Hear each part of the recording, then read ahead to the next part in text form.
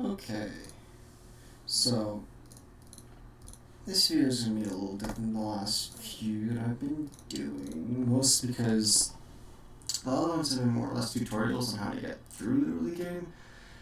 This is going to be more of a do's and don'ts of the early game.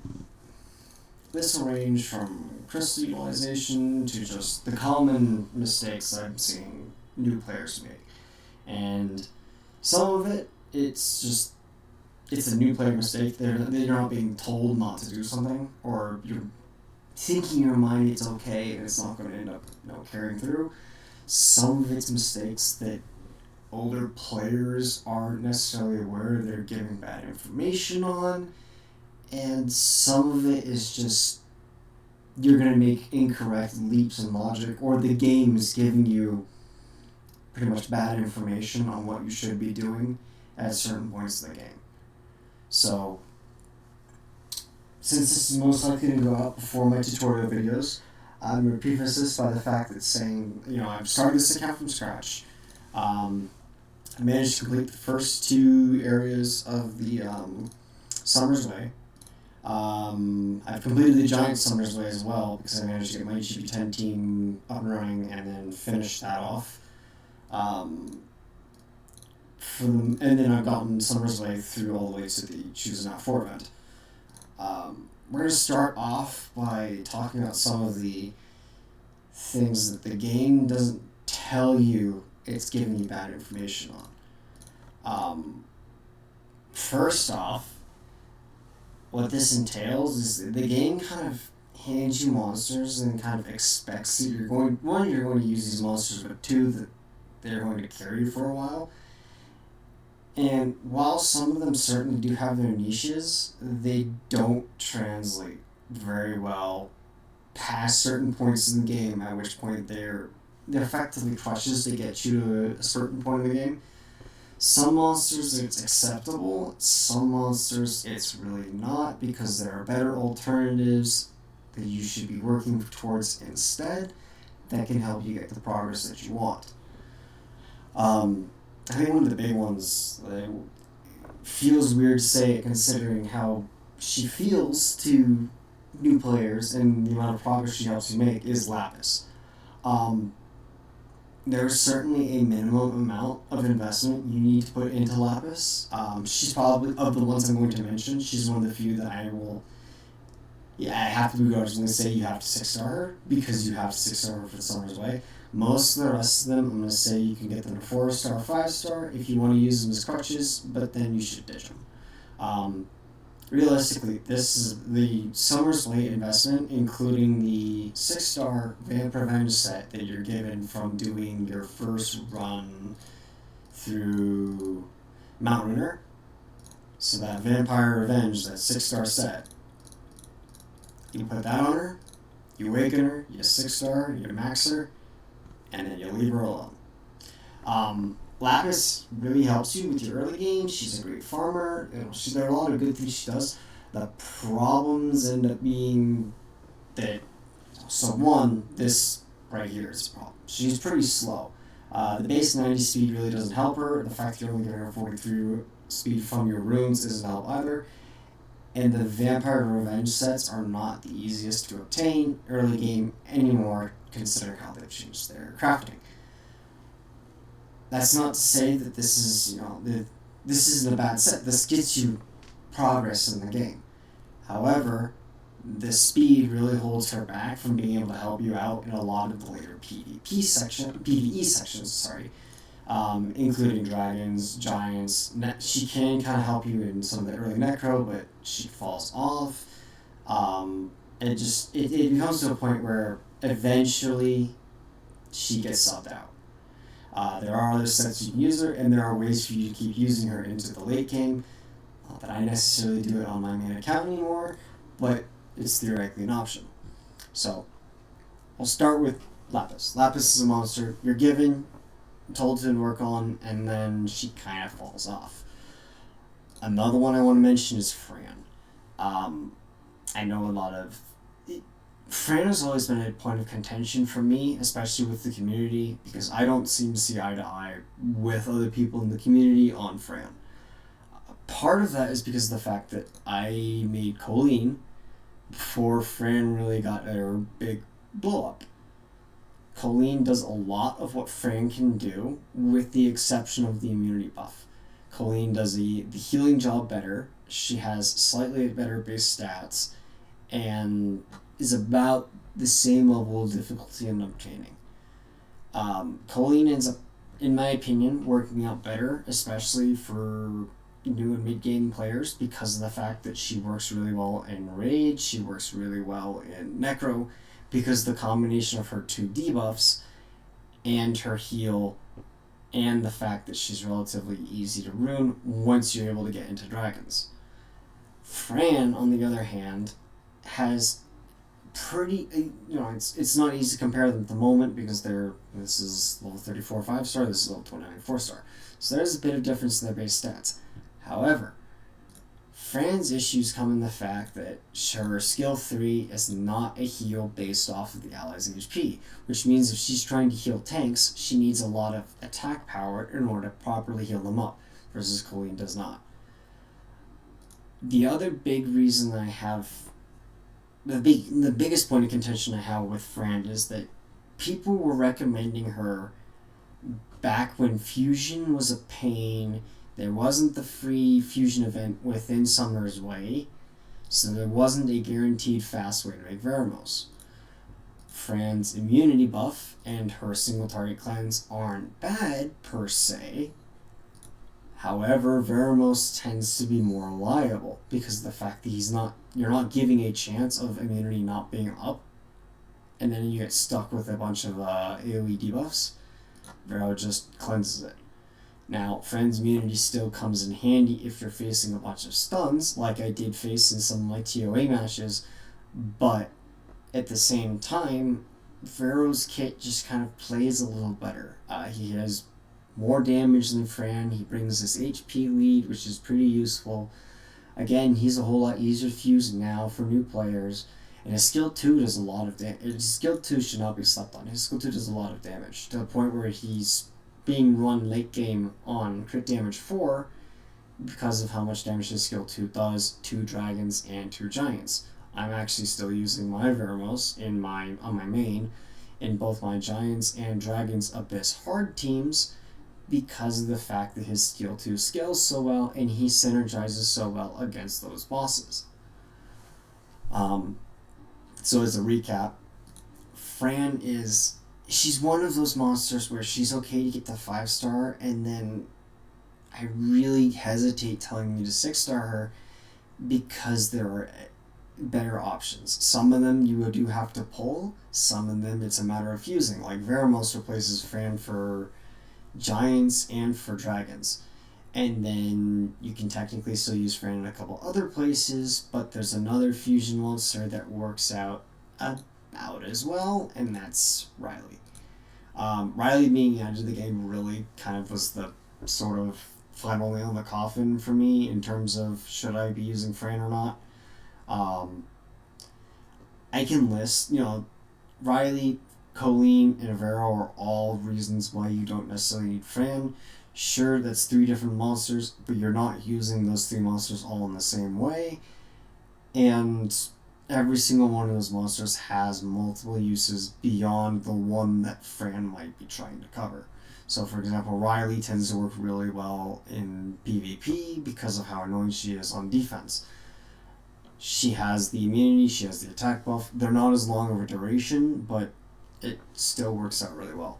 Another monster I want to bring up as an option, because she just feels...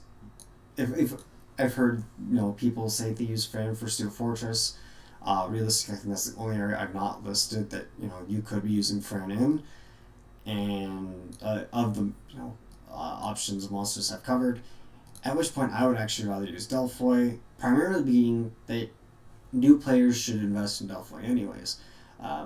Delphoy used to be a really good safe monster for R5, especially for frontline, because of her good defensive bulk, and she's one of the few monsters in game that heals and cleanses. And realistically, your goal in R5 is your team should have 3 frontline at least. You want to be running at least 2 healers, 2 cleansers, and the rest are damage after that. So Delphoy covers both a healing role and a cleansing role, having one more cleanse in Ravidi or Fedora or Lisa or whoever, Annabelle, Nikki, you name it. If they cleanse AoE, sure. It's just not Veramos because you're going to face Oblivion in that stage. But Delphoy covering 2 of those roles, and most of those other options that I mentioned don't cover that healing role as well, means that Delphoy covers 2 roles. You need one more cleanser, you need one more healer in Colleen, which then gives you Colleen and Delphoy both work really well in the front line. You just need a third frontliner, probably Fire Panda if you fuse him. If not, Darien works really well. And then you're freaking run 3 DPSs in the back, which should be Crow, realistically Crow and +2. One of which will be your lead skill and will be whatever. Getting sidetracked a little bit. End result, Delphoy works a lot better as a healer with multiple turn immunity. Riley has the same buffs as Fran. The only difference being Riley's buffs are not for multiple turns, but Riley will cast them so often you don't see it come up as often. Riley also has an AoE cleanse for 1 debuff on her skill 3, and Riley works. She's particularly annoying on defenses. And I mentioned Veramos and I mentioned Colleen. So ultimately, I think Fran's. I understand why they keep trying to push Fran out. She is sort of helpful, but she's not a. She's a monster that you'll end up leaving later on. As you can see, I kind of left her pretty early, and again, this counts clear TOA, this counts clear GB10. I'm working on GB12. I'm working on Dragons next. I've just not sat down and started doing it yet. But and you can see here, 6 stars. These are all with free. These are free units. These are all free rune sets. It's just I don't need all of the bells and whistles that Fran brings. Alright, now we're gonna go and we're just gonna systematically hit the monsters that the game gives you for free from every single one of these stages. And we're gonna address why. 1, why you don't need them, but 2, why they're sort of traps. Especially, and these 3 are kind of all just really niche options you don't need at all. This is probably the only one I'm okay with, being the Necro one. We'll start with the Giants one. So the Giants says, and part of the missions are it makes you use attack buff, defense break, and inflict attack down. The monster it gives you to do that is it gives you Shannon. Shannon gives you attack buff and defense buff for 3 turns on her skill 3 with the 4-turn cooldown. She inflicts slow AoE, she inflicts glance. So you can't use it for attack break. You're realistically going to end up using... I use Fran for that. There are other attack break options. Attack break is pretty easy debuff to find. Getting sidetracked. Game gives you Shannon, kind of expects you're going to use Shannon for Giants. You can use her. She's not the worst option in the world. She can use that free despair set that you're given in the Summer's Way.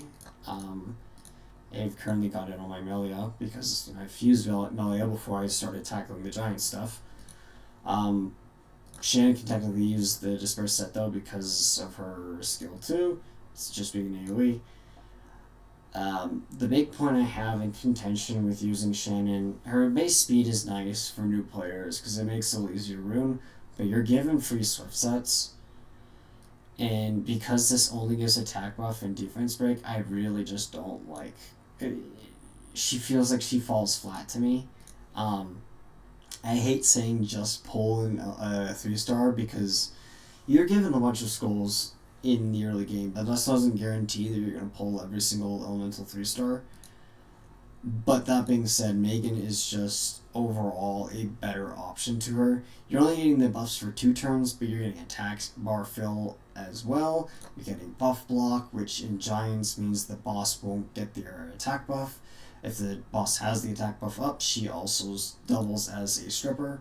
And her skill 1 inflicts dot, which in the normal Giants teams, in the normal non-Abyss teams, the dot just ends up being, it's a 5% bleed whenever it procs, so just having the dot is pretty handy. So she's missing one turn from Shannon's skill 3, and she doesn't have the slow or the glance. However, slow you do get from Lauren. So doubling up on slow isn't necessarily a huge thing, especially since Lauren will be triggering slow pretty often. Especially considering I ended up giving her the free Vio Focus set.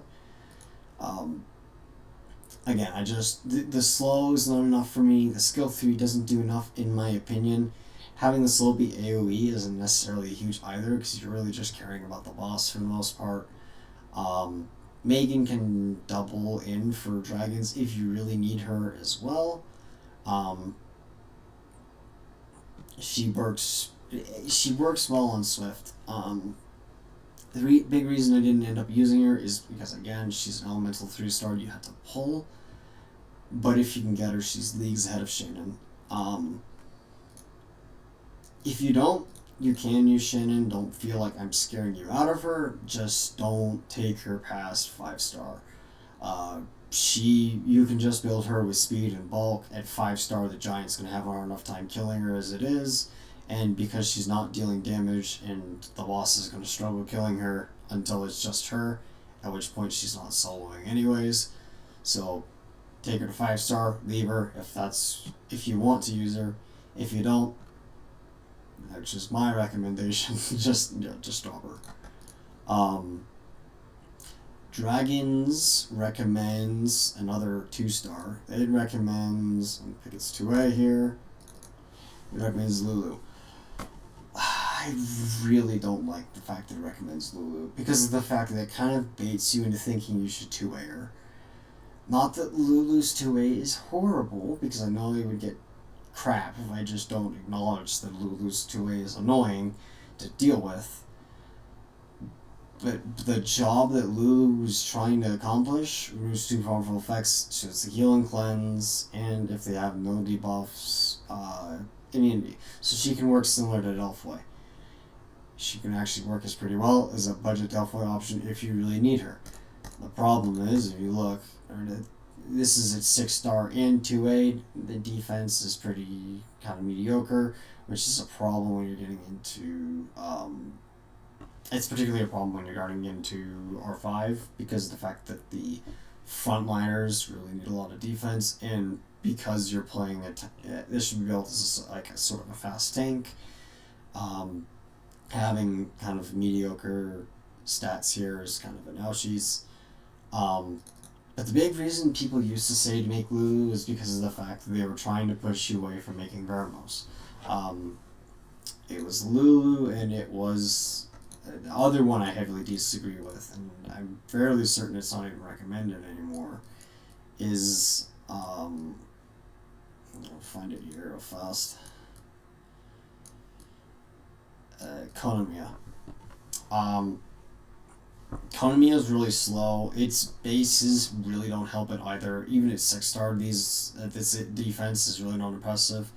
The skill 2 isn't terrible unless you're getting it off of a bioproc, because the AI will then force it to skill 2 itself, which can be okay because it means it gives you another turn before you can cast skill 3, but the skill 3 is not healing for a whole lot, and all it's doing is healing and cleansing, at which point, I know I just said I don't like it, but Lulu would be a better option than Kona. But the big reason that Kona and Lulu were both... They're both talked about a lot by older players to newer players, and the big reason for that, again, is the fact that Vero used to be a whole lot harder to fuse. Vero is really easy to fuse. I fused him before I really started doing dragons. I actually fused him in between doing giants and dragons, and then started running him in both. But because of the fact that Vero is so much easier to fuse now, I really don't see the point in them trying to force down those two monsters on you. Vero just, he cleanses better than them, and he brings damage, and he's not just dead weight. Of the two of them, of Kona and Lulu, Lulu is better, but Lulu's 2A priority is several monsters back. So it's not bad to hold on to, but at the same time, by the time you get to it, you've probably outgrown any PvE use for it, at which point, yeah, you can make it for PvP to be an annoying stall healer on 4-star siege towers, at which point, that's, I'm talking about content realistically most players aren't going to want to do for the first 6 months of gameplay, right? And yeah, and realistically, it's even longer than that because rune farming is a pain in the butt. But regardless of the two, Lulu is okay, not the best, but you're gonna end up storing him for a long period of time because you're gonna have other two-way projects. Um, I did Belladine first. The game tries to recommend doing Crow. Crow isn't a bad option. I ended up doing Bella just because of the fact that I was using Bella in TOA normal, and I just wanted the attack bar decrease on skill 1 just to make it a little more reliable in TOA normal. Crow is definitely one of the first ones you want to do. I would quickly follow it up with Bella. The order realistically doesn't matter, it's just a matter of doing one and the other. Spectra is also really good early 2A because of the fact that you're removing the negative on the skill 3 here and increasing its maximum damage to the point where 2A Spectras is supposed to be 26% of enemies' HP, which is pretty big. When I get around to posting the videos on my tutorials, because I do have them built on crit, my Spectra does do quite a bit of damage when I'm attacking bosses. And again, the 2A just removes that negative for it, so Spectra is a really good option for 2A. I know I've talked about in those videos Vigor a lot. Vigor is a really good 2A. I don't think a single late game player is going to complain if you make a Vigor at any point. I would argue still that he's definitely an after Spectra play, but he's a really good option to have if you're struggling in pretty much in any PvE content, because of the fact that he just needs speed and HP, and this skill will do damage. This skill on 2A gives you quite a bit more survivability, and this skill starts doing damage with 2A as well, because it's just hitting the skill 1 and 2 with its upgrades. Other 2A options. I know I said Megan was good. Megan's really a low 2A priority though, because 2A doesn't really give her a whole lot. Naomi's another good 2A priority. I would put her after Vigor just because Vigor covers a lot of the 2A area bases, so getting him after Spectra is a good play. Naomi's a good one to have because her passive becomes guaranteed critical, which makes her useful for a couple PvE areas, including making your giant steam just a little bit faster because she hits about the same as Crow, but just with easier rune requirements. Zink's a good one once you've pulled him to pretty much streamline and shove right into the 2A mixer. Especially because of the fact that now the Steel Fortress Abyss is now live, which means that having him 2A is very helpful because he does buff block on every single skill.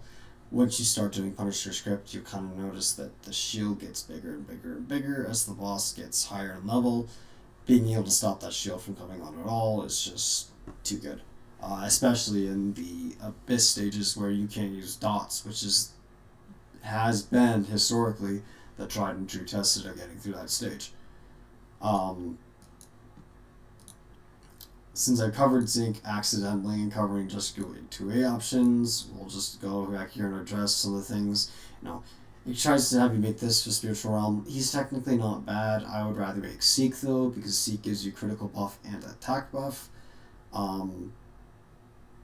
Another good option for the Spiritual Realm, because of her guaranteed critical hit, is Naomi, but the area I've not managed to figure out a really good way to just cleanly get through the Spiritual Realm. It's still a pretty new area, so I'm not going to go too deep into this. Just say that he's not, you don't have to prioritize doing him. I've already mentioned, making Zinc for the Steel Fortress here, so the Fire Lizardman really doesn't do you a whole lot of good. He used to be useful as a frontline R5 tank, and then kind of fell off. His passive gives him... Okay. So his passive isn't terrible, but the boss has to attack you first in order for you to inflict the buff block on him. You have it on skill 2 as well, at least. So you do have some options here. He can work, I guess, as a budget option to Zinc, but at the end of the day, you don't have to invest too hard into him because these areas are pretty low priority, especially for new players, and it's fine just waiting until you get Zinc before accomplishing this area. On making this, we don't have the Punisher's Crypt Abyss out yet, so I can't comment on if the Light Penguin's any good. I would say to ignore the way that it says do the strategy here at the moment, only because of the fact that the Abyss stage isn't out yet, and realistically the best way that I've found for dealing with this stage the most consistently is to use dots. I've been trying to steer clear of advising anybody to build that team yet, which will actually force us to circle back to our 2A option list, which we'll go back over. But yeah, dealing with this area with dots is just the way to go. We'll see what happens when the Abyss for this area comes out, and if people figure out better ways for you to get through this area. If they do, then fair enough. If they don't, then I don't think that Light Penguin really does you a whole lot here, because all he does a cleanse and fills attack bar on his skill 3, which it doesn't show. His skill 2 is a defense break and his slows. Okay, that explains it then. He's a defense break and slow on skill 3. His skill 2. Skill 3 is a cleanse and fill bar. But I guess he does some things that helps you with this, but it doesn't feel like a whole lot. And again, the Steel Fortress and Mercy Crypts are really low priorities for new players, so giving advice to try and, make monsters for this, it feels like the Summoner's Way is trying to bait you into stuff that really isn't a priority, especially for new, early in. The rewards from doing these aren't necessarily that great either. It pretty much is just get to B3 for the MS, get to B7 for the crystals, get to B10 if you can for the Devilmon, but I mean, I've maxed skill Veramos already, and we'll have to talk about Devilmon usage too, but at the end of the day, Veramos is the only real priority you have at the start. There may be other options that you get, but it's whatever. The D-hole doesn't tell you to do specific things, so there's nothing really I need to adjust there, other than going back into the, good 2A priorities. So, we'll just go ahead and restart by saying, what the highest priorities are. I already mentioned I did Bella first, and Crow is a really good one to do first as well. You can mix and match the order there, but you want to do those two first. Spectra is realistically what you're looking at for third. Ryok's not a bad option either to put somewhere along the line, especially if you've started using him and you like how he plays. He's going to be something you're going to end up investing in later on regardless, so you're making him... He's a fun unit. I would put him in a lower priority than the first two I've already mentioned. I would put him in a lower priority than Vigor as well. I would put Vigor's definitely fourth. I'll probably put Naomi fifth. And then after Naomi, it's LDs. It's LDs, Ryok, Lulu, one Ikaru, and I'll go over why it's one now, because some people have heard of Trikaru, and we're gonna focus on just the one because of the fact the way the game's been changed by the Abyss stages. But we'll go over that later. Just to double back. Okay, so first two Bella and Crow. Third, Spectra. Fourth, Vigor. Where's he at? Vigor. Fifth, you're really looking at Naomi. After which point, you have a lot more freedom. You can start doing stuff that you actually want, like Lulu. If you've gotten to that point, because it's 5 months into the game. Realistically, is about when you're gonna be able to do that. Ryuk's a really good one. You're gonna end up making an Hikaru.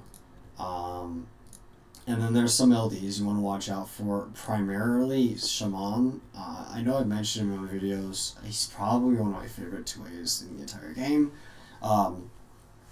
His skill 2 is the same as Spectra's. It just on 2A, Spectra loses the enemy loss. He doesn't. He keeps it.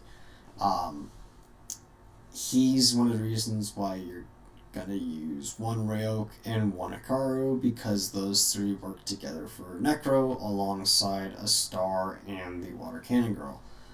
I'll go into that team later on, but we'll focus on the fact that basically the reason we make Shaman is he does a bunch of damage to skill 3, skill 2. His skill 3 means he does even more damage, especially if they're dark, and so he tends to be a boss slayer, especially when they're dark bosses like Necro.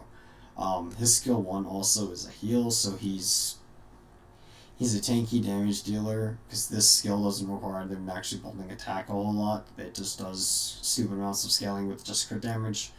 So he's a tanky damage dealer that has healing built into his kit.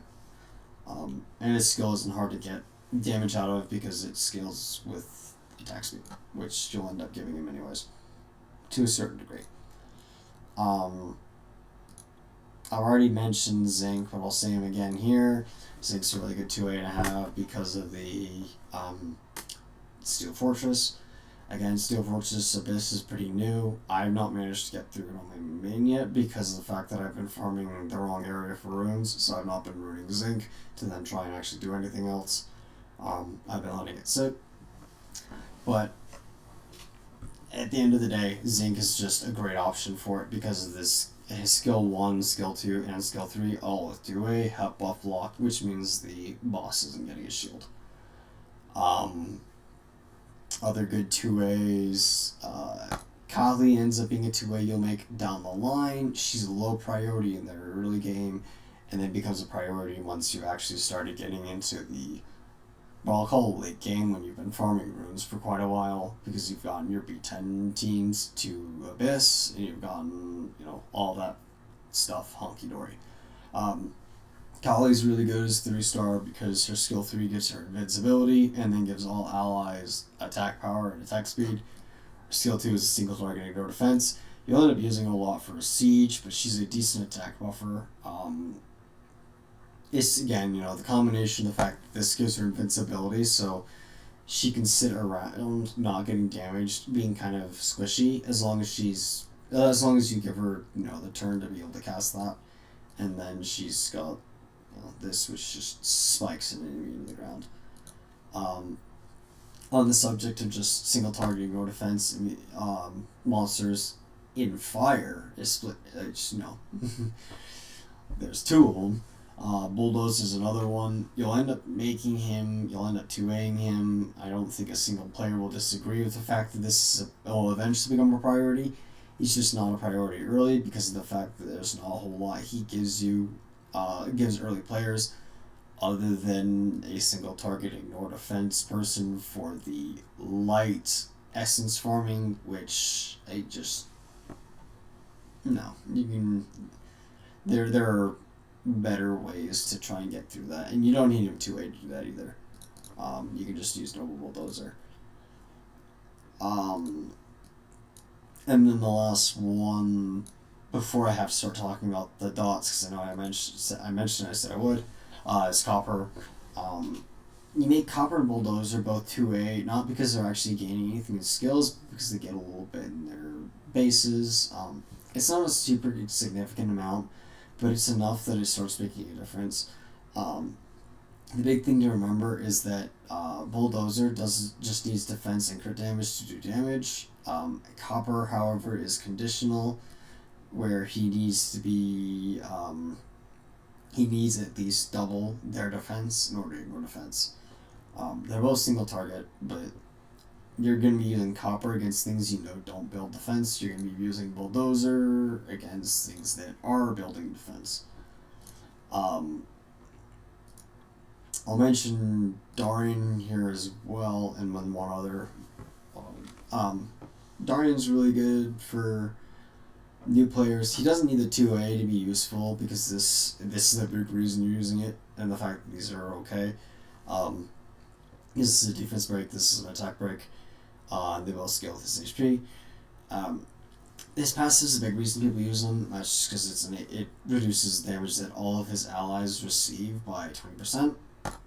On 2A, it ups it to 30%, but he increases the damage he himself takes. So he's useful for PvE, especially in R5, but that extra 15% damage he's taking means that you're not going to be sticking on the front line because you don't want him taking a bunch of hits, because he's going to be more susceptible than his allies in terms of taking damage. And you want to be careful leaving him on defense because his passive means that if he gets defense broken, he becomes punk bait. I'll mention Linda here as well. She's in the same vein of you have to pull her, unlike Darian, who you can farm from. You can farm him in secret dungeons. You can't farm Linda, however. She's a really nice AoE nuker. She has 2 AoEs. They both do good amounts of damage. She's worth kind of keeping an eye on if you get her early, but she's a later priority. Realistically, we're talking about like 8-9 months in at this point with all the 2As that I mentioned, so she's kind of a ways back there. And yeah. I think that about covers all of the useful 2A priorities for new players, other than maybe Miho because she's annoying, but you have to pull her. And realistically, all she's a noob check. Her 2A, you can't kill her if you hit her with a crit, which is one of the big reasons why I kind of say that new players should prioritize getting Khaki off of their Choose an R4 event. Because him coming out instantly countered her and made her just vanish into woodworks. You really don't see her a whole lot anymore. But as I promised, we'll talk about thoughts here now. Not to say, there's a difference between using people that have dots and the dots team. The big difference being the dots team will run Seth and it'll run Tadu. You're looking at about 200 dimensional energy right there to get one team up, and the team doesn't work for Abyss stages onwards. However, it does work for you for doing TOA hard, so don't let the fact that it doesn't work for Abyss discourage you if you're really struggling and you want to make TOA hard go just a bit faster. Sath, the way he works, his passive doubles all dot damage for all allies, for allies and enemies. So anytime an enemy takes a turn, instead of taking the 5% damage, they take 10% for every stack. Obviously, it doesn't work on bosses in TOA and both in and outside of TOA because of the fact that they're immune to dots. But if you're not going to do the abysses, making Sath is an okay priority. I would still put him after Vigor. I would do Vigor and then the Dots team if you're gonna go and do that. But I wouldn't recommend the Dots team anymore unless you're really struggling with TOA and you wanted to go faster. But I feel like there's better things that you could be doing. And the big reason you're not, like I said, you're using him because of the double dots, and then you end up having to sink into her as well. The reason you're using Tatsu is because her skill 2 on 1A is a single target, hits an enemy and sets off all of their continuous damage effects. This includes the doubling from Sath, so she double dips with Sath and then sets off all of the dots, meaning that they take, if they have 10 stacks, they're taking 100% of their HP. Her 2A does improve skill 1 and 3. Skill 1 then gains the inflicts continuous damage, which is, good because it's the only part of our kit that didn't have it. And increases skill 3 to hit AoE, which is useful for, as I said, clearing away waves in TOA hard. Because at TOA normal you get away without using a bunch of dots. TOA hard you really can't because of the fact that the enemy's stats start scaling a whole lot earlier and a whole lot higher than they do in normal. So yeah, these two are used in tandem with each other and Melia to get your ways through some of the... They were used originally for Steel Fortress and then moved into other areas of PvE right up to the point where the Abyss stages dropped, at which point you really just stopped seeing these used a lot by older players, except for in TOA hard, just because their double dots just make stages go a little faster. I will also mention Thrain here, since I mentioned dots. He's really good for 2A hard, because of the fact that his skill 2 is an AoE, inflicts 2 stacks of dots, and gives an additional turn. The big thing about this one is it doesn't actually hit the enemies, so he can't crit by accident by using the skill. It's a non-contact skill, which means you're not triggering passives like ragdolls. One of the big reasons people used to make the first version of him was because of the fact that this skill is non-contact, so you would use it on the 40-something stage of hard when it was Ragdoll and for Dark Infernos, also because of the fact that when Dark Infernos die to dots, they don't do their... they don't explode and then reflect damage on the person that did the last hit to them. His skill 3 also stuns any enemy that's inflicted with dots. It's random hit, but it tries to prioritize hitting monsters that's not already hit. Fills his attack bar by every enemy hit if they have dots too. So these two skills end up giving a lot of turns with 2A. But again, I don't feel like he's worth doing before Vigor. It feels like he's an after Vigor project, and I would probably prioritize Thrain over making Sath Tattoo, because Thrain has that 2A hard... there are specific stages in 2A that I have to hands down admit Thrain helps you with if you don't have specific units, namely Tyron. But Thrain, Sath, and Tatu are probably all on the same tier, but there's no point making Tatu if you don't have Sath. And Thrain, you can have Thrain with or without Sath.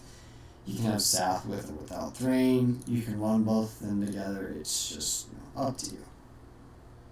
And I think that really covers it for 2As. So, alright, we're about 40 minutes in, so let's recap what we've gone over thus far. We've gone over the early game monsters the game hands you that you shouldn't invest in, so that's one. And we've gone over the order of 2As, which actually helps you get progress, and what monsters are really good options for 2As. I wouldn't call that an early game, I wouldn't necessarily call that an early game mistake, but it's just something you should keep your eye on. The third thing I'm going to go over here, since I'm thinking about it now, we're going to click this with us. It's just completely unrelated. Third thing we're going to go over runes. I'm very proud of the fact that all 6 of these units are ruined, only using the free sets the game gives you. So it's guaranteed, these are the runes that everybody has. We do have to talk about what happens when you get runes that aren't, what the game gives you. So we're going to go ahead and look at all my runes here. Probably the biggest mistake that early game players can... Not the biggest mistake early game players can make. A mistake that early game players can make is over-investing into things that they shouldn't be investing in. That's going to cover realistically 3 different areas. We're going to start by covering runes. I over-invested in runes that I shouldn't have, and some of it is, I had to do it because the game kind of forces you into doing it, and I think it's a bad practice that the game has you do that. And some of them, I specifically not invested in for a reason. The good rule of thumb to keep with runes is you're going to try and power it up 3 times its star level as its maximum. So unless it's a 5-star or 6-star rune, you do not want to be taking it to 15. You're just blowing mana for no reason. The big reason behind this is that your subs are... Your minimum and maximum of subs increase drastically as you go along in star counts. So as you get more and more higher grade runes, their minimum and maximum subs that they can have to start as well as upgrade with increase by a considerable amount. 5 stars to the point where it's more acceptable to actually hit 15, especially if you're desperate just to get the 2, 4, and 6s done. I would not do it for the 1 for 3s, those are the 1 through 5s. Mostly is the fact that it's not the flat extra stats don't help you, but the difference being, here we have 4 to 6 years. So 118, 160. So you're only getting, 42 more attack from upgrading between 12 to 15, but you're blowing quite a bit of mana to do that. So there's no big jump in stats between upgrading 12 to 15 because of the fact that you're not upgrading subs anymore. All that happens is you upgrade your main stat here. So upgrading the 1 through 5s to past 12 for a while isn't necessarily huge. Eventually you're going to start doing it just because of the fact that you're just trying to squeeze out every little bit of drop. But in terms of, trying to keep things efficient in the early game, you're going to want to leave those 3 slots alone once you hit 12 for 5-star, 5-star, 6-star runes, 3 times the total for anything else. The other thing you're going to want to keep an eye out on is the main sets. So, I have not covered this yet in my tutorial videos, or to say I don't think I have. Basically, the way the runes work is 1, 3, and 5 are fixed. They are automatically going to be flat attack, flat defense, flat HP. 2, 4, and 6 are special in that they have a wide variety of main sets they can be. Some of them are worth investing in, some of them are not, and there are some that I'm going to say are not that later game players might disagree with, but that can be,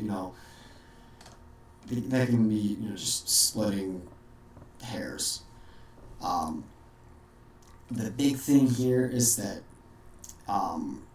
the big things to remember, slot 2 is where you can pick up speed. Speed only comes as a flat, so don't ever think you're going to get a percentage. Not that, speed percent would make any difference compared to speed flat, because really it's the same thing. Most monsters are around 100 speed, so most of them would only get the 42 speed if it was percent. You can get HP percent, attack percent, and defense percent on this set and this slot and this slot. I'm not saying instantly sell it if it's on a speed slot 2 here. You're going to be using mostly speed slot 2s though. There are going to be some attacks slot 2s you're going to be using. There are going to be some HP slot 2s you're going to be using. There are going to be some defense percent slot 2s you're going to be using. It's going to vary on a case-by-case basis, depending on who you think you're going to be sticking it on. For the most part, you're looking for speed. So, don't auto-sell. When you're setting up auto-sell, I'll show it off here real fast. Like I said, here's a demo. I have to set it up right here. There we go. So when you're setting up auto-sell, you can automatically get rid of any graded room that's realistically below 5-star. You can get rid of anything. And I say that because of the fact that it's relatively easy to get to B10 now, and B10 guarantees 6-star drops, which means you don't really need to care about any spot that drops below that. We're going to be clicking off Okay, keeping blue runes for now. I have this ticked on my main as well because of the fact that I just don't like seeing the 6-star rare runes because of the fact that I'm trying to get a bunch of stats and rare just aren't giving me enough of the sub upgrades to have the stats I want to see on runes. Here, so you can see here, this is the options that the slot 2s have. So you're auto selling anything that has flat HP, flat attack, flat defense. You don't have to feel like you keep these ever because of the fact that the maximum stats that these get are a whole lot bigger than these are. Because these are 63%, this is 160, this is 3k, this is like 162 as well. So 160, 163k, and I don't think this is 3k. It's like 2 point something. But, the 63% for these is a whole lot bigger than the flats for these. So you don't ever have to really keep these. Again, there are some times you might be able to make an exception, but the exception is that you're rolling like 30 speed onto it, which is the absolute highest you could ever get on a rune. Slot 4s, again, you're going to be pitching the flats. The big thing to remember about slot 4s is this is where you can pick up crit rate and crit damage. Critical rate runes are a little more niche for most units. There are a couple that use them, especially early, because you need to try and guarantee that you're critting 100% of the time. Biggest thing that comes to mind for me is Verdahile, the Fire Vampire, because he feels attack bar every time he crits, and he's fusible, so every single player in the game can get him. He can use crit rate, slot 4 pretty well. Crit damage is usually going to be what you're going to end up going for on pretty much every DPS in the game. If they're not a DPS, you're going to be going defense or HP. Not to say that you don't ever need the attack percent slot 4s, because there are some monsters in the game that do need slot 4 attack, but this is probably the one you need the least amount of. So if you get some that they don't have like a really high amount of speed on them, you can usually get rid of those if you need to make some more mana back. Last one at least will cover slot 6. You can see here I've actually clicked the other 2 that this rune gets, resistance and accuracy. You can make cases more so for accuracy than resistance on keeping these on the slot 6. But again, this is sort of the same thing with the flats, where you're not going to keep it if it doesn't have a really large amount of speed. And even then, unless it's a Vio, Will, or Swift slot 6 with a really crazy amount of speed, odds are I'm not going to want to use it, because I'm not going to try and force a broken set onto somebody. If I'm going to try and use an accuracy slot 6, it's because I'm dedicating myself at that point to, I'm dedicating myself at that point to the speed and accuracy combination. And again, don't feel like you need to have the accuracy rune to get 100% accuracy, especially considering, this is the free set, and it just has, it's just a Vile focus set with some decent accuracy subs, and it hits 100% accuracy. Because Lauren doesn't get accuracy on... Oh, no, she does get accuracy on Awakening, so it does make Lauren a bit easier to do, because she has...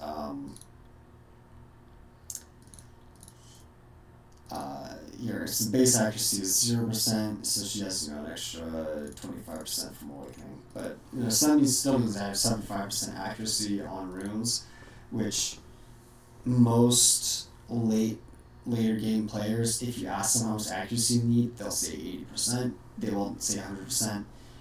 I don't necessarily agree with that, but the big reason they end up saying that is because the base resistance is 15%.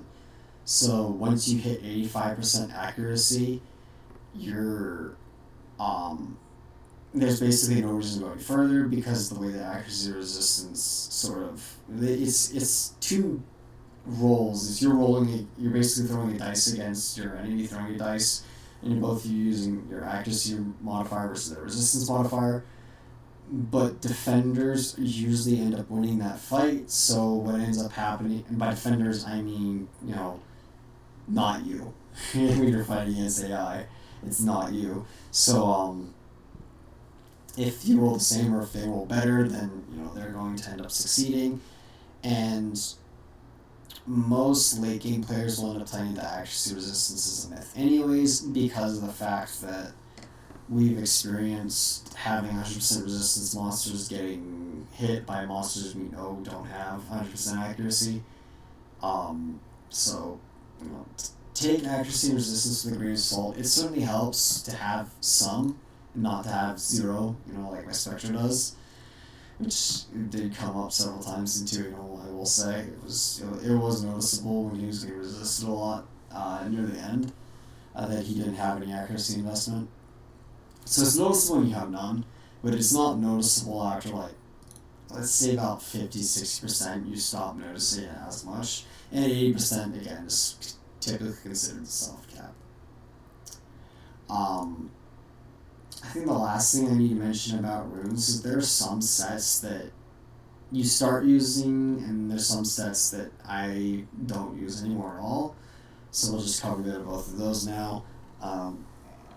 The big rune sets that I don't use anymore are realistically it's the 2 sets that give you just a stat, especially Endure, which stinks because I have a lot of really good Endure rune subs, but Endure's 2-set effect is not worth running over having immunity set for, you know, for 1 turn, because these are both 2 sets.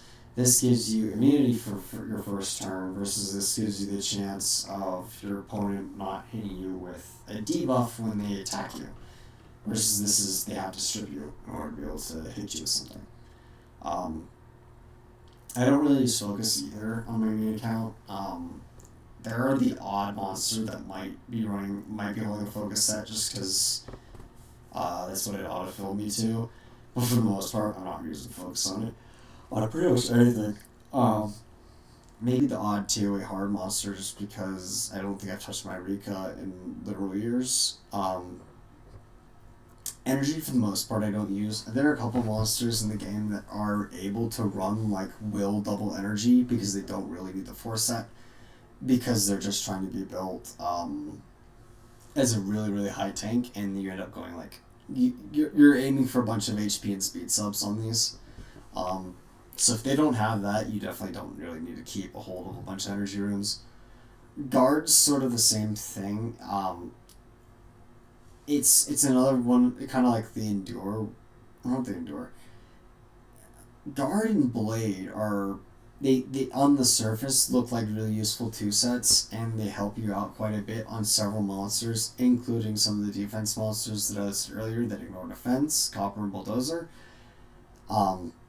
You'd think giving them the defense and the crit is pretty good. The thing is that eventually rune quality ends up outpacing the only 12% critical boost that you get from having a blade set. So eventually, your subs just end up becoming good enough you don't really need the crit rate. And on sort of that similar vein, I typically try and get about 70% crit rate on my DPSs. If it's 60%, I'm not going to lose any, I'm not going to lose sleep over it. As long as it's sort of 50% point, when, it's a coin flip, I'm typically happy. There are a couple monsters I have where I have to guarantee that they crit, because it's so essential. If they miss 1 crit on their hit, then they're losing out so much damage that they're unplayable. Big ones being, for me, Raki and Lucian. If they don't crit, then I'm completely hosed. But a lot of monsters, because you get about 15% crit rate from having Elemental Advantage alone. So as long as you're setting yourself up in the right way, and there are opportunities for use crit leads as well, or critical buffs. You don't have to necessarily get crit rate. You can sort of hit the 60-70% mark, and then you're more or less good. So Blade ends up getting phased out. Guard's a sort of similar vein where it gets phased out, but it gets phased out. I don't have any of them great. It gets phased out for me more because of the fact that it's only a 50% damage, 15% defense buff for yourself for 2 set. So you can use it on, defense tanks as sort of, with a 4 set, or you can use it as a bunch of defense sets for your Copper and Bulldozer. The thing is, you're going to want to try and get them under Rage eventually, because Rage just ends up being a lot better. Rage is your crit damage set. I'm actually going to power this rune up, because this rune looks like really good. It's not bad. I can use this. I realized this probably react is actually what this could be. But basically, you're going to end up going Rage sets on pretty much anybody that ignores defense, and a lot of your damage monsters are going to end up going to Rage. Which leaves the only monster I have to talk about that could use guard being Ikaru, and this set's a whole lot better. If you're early game and you have the option of just being able to pick runes, like if you're getting the rune packs, or if there's an event where you get to choose, a rune to get, I recommend going Determination. Big reason being, and I'm going to go ahead and go show my main here for a bit. Big reason being dealing with Necro. I have my whole Necro team out as well, which will make this just a little bit easier to go through. We'll show the Necro team first, and then we'll show the monsters. So this is my Necro Heart Abyss team. It's using Shaman, it's using Ryo, it's using Ikaru, one Ikaru, like I said, earlier. Eventually you'll make one just so you can use it here. It's using an Abigail, and it's using a Star.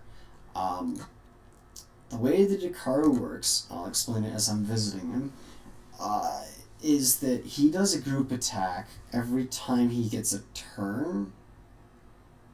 No, not a turn.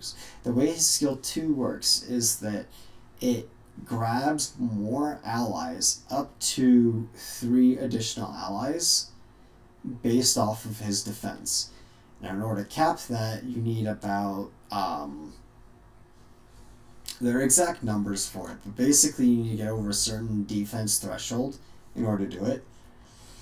In order to make this team, I've had to make my Ikaru pretty fast, because he should be going second on this team. He should be going right after Abigail.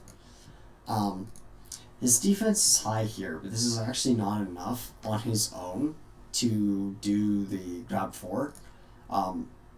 However, I have a bunch of invisible buffs that give him enough defense in total. Determination gives you 8% for every 2 set, but he gets it for every single monster on the team, as opposed to just himself. The other big one that is useful of those is the fight set, which is the same thing but for attack. Now, these alone don't give him enough defense. However, Abigail has a free 2 set because I can put her on I can put her 1 2 set on her. So she gives him her 1 plus his 3 is enough defense for him to quad, but they're giving 16 plus 16, so 32% defense to every single monster in that team as well. It's just he gets pretty tricky just to get to that defense slot, but I mean, if you look at some of these subs, that's an 18, and it was a gem, so it was changed from something else, which means the highest this could have been gemmed realistically is like a 10%, 11%. I think 12% is highest for a legendary gem, but this isn't technically, when I got it, this wasn't super hard to do. It might be a little harder now just because they moved where this is farmable from. And this is pretty high, but you can see I gemmed the speed onto here, so really this is just me hitting defense a couple times, moving speed onto it, and these 3 are just defense percent mains, and you can't pick up defense here, so this is where you're picking up attack percent, accuracy, and speed. Pretty much any other sub that you want to get onto him. But yeah, I mean, the stats look high, but you look at this room right here. This is probably the best case of just the speed is kind of high, but it was probably a 23 plus 5. So this room I powered up because it just hit that, and then I put the defense on and then grinded it up a bit. It might be a bit harder to get the actual determination runes now because they put it into the new area. It used to be easier because it used to just be in the Rift of Worlds, and now it's not. Instead, the grinds and gems are in the Rift of Worlds. But Necro is a pretty late priority for most players anyways, so I don't feel the worst telling you to sort of put it off. Plus, there are technically other places that you could pick up determination gems and grinds if you were grabbing runes from free events, just opportunistically to try and build your Ikaru. And then, yeah, the other rune of these, Enhance isn't terrible. It's Sword of Determination and Fight buff for HP monsters. The only time you'll end up using this is you'll be using it to try and support your Skogul.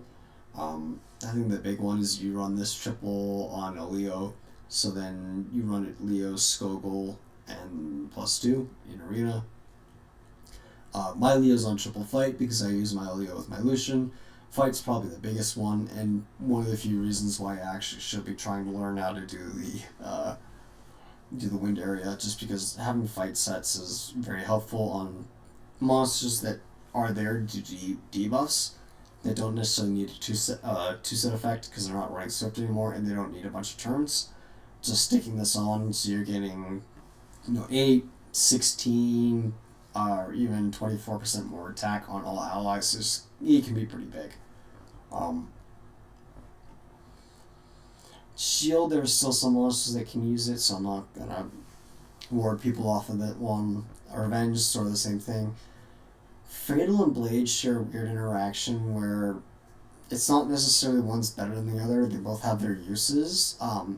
It just ends up at the end of the day, depending on your subs. There are some monsters that definitely want the Rage over Fatal, and there are some monsters, primarily bombers, that want Fatal over Rage. But for the most part, you can use them sort of interchangeably for a lot of DPS units. So you can use Fatal over Blade if your Fatal runes have better subs. You can use Rage over Fatal if your Rage have better subs. At the end of the day, Rage are going to eventually be better because crit damage continues scaling on a linear curve versus attack ends up kind of doing a round off after a certain point. But it's attack kind of ceilings, but Rage critical damage doesn't. But if you're getting a bunch of critical subs on Fatal sets, then it's not the end of the world to use Fatal. If you're getting a bunch of attack subs on Rage, it's sort of the same thing. You just need to balance the two stats. So it doesn't technically matter how you get it. But Rage tends to be a little easier just to pick up a bunch of crit damage because it's 40% as opposed to 35% attack. Shield and Revenge, I don't really need to cover. Most of the runes, these two runes are pretty bad. Seal's not really gotten enough exposure for me to say anything good or bad about it. It's sort of similar to Despair in that it gives a debuff on the enemy, and it has a chance to proc, which increases the more sets that you have on the monster. And it shuts down Despair and Violent procs. The big reason I don't want to say a whole bunch about Seal is that it's hard to sort of dedicate this 2 slot, because a lot of the monsters that I could think, Seal would be useful for, there's better 4 sets for me than to stick 2 of these on, or I would rather have Will on it. Destroy is really the last one. Destroy and Nemesis are the last 2 that I really have to mention here, because most of the rest of these are just, these 4 are pretty... these 5, realistically here, are the runes that pretty much every player will endlessly be farming.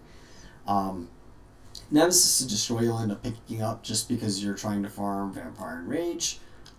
Destroy works out really well on specific monsters, either on Bruisers, because they're staying around for so long that they can just chip away at an enemy's maximum HP until they can't do anything, or on monsters that specifically counter Bruisers, which tend to also be Bruisers.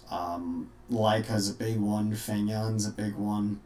If they're doing a bunch of damage to monsters that have a bunch of HP, Destroy tends to be a pretty good 2-set for them.